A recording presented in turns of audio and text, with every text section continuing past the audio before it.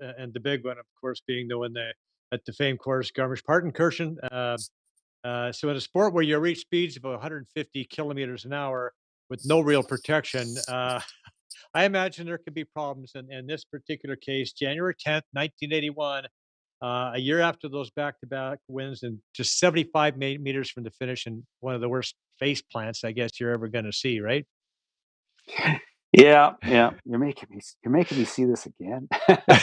So that's okay. That's okay. No, it was soft snow, lots of snow that year. Actually, lots of injuries. So there's a interesting parallel to that year and what's happening currently on the World Cup, because there's been a lot of injuries on the World Cup this year. Um, but the soft snow, what happened in that particular turn was, as I came into that final turn, I leaned in to, which is just a little Mhm.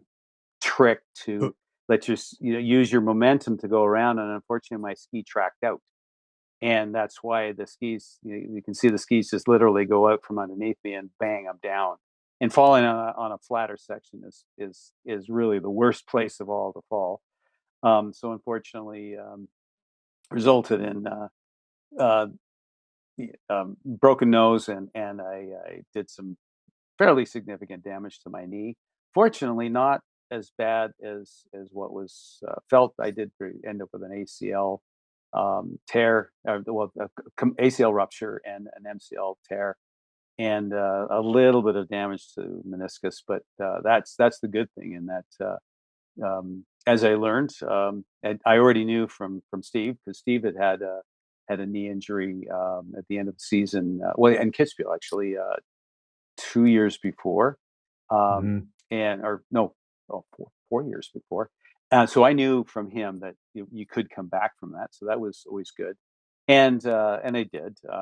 But uh, I can reflect back today that my knees are solid. I've done the same injury in my other knee, just free skiing. But fortunately, there's no lasting damage, knock on wood, that it limits my skiing, or causes any arthritis, especially that. Thankfully. Okay, so here's an interview you did at the time. Let's roll that. I've had a couple of days of pain after the surgery, which is to be expected. Monday night and Tuesday were pretty uncomfortable. Wednesday wasn't too bad. Today I'm not feeling too bad.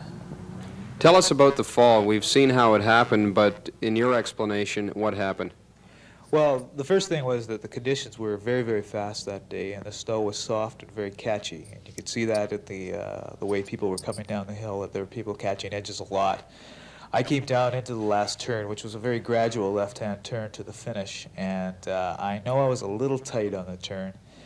And I came around, and I have a technique that I just sort of lean into the hill and arc around the turn, and I guess I leaned in, but you're supposed to keep your weight on the downhill ski. I guess I had the weight a little bit on the uphill ski, and what happened then was that the soft snow caught my uphill edge, knocked my feet out from underneath me, and I was down before I could even react.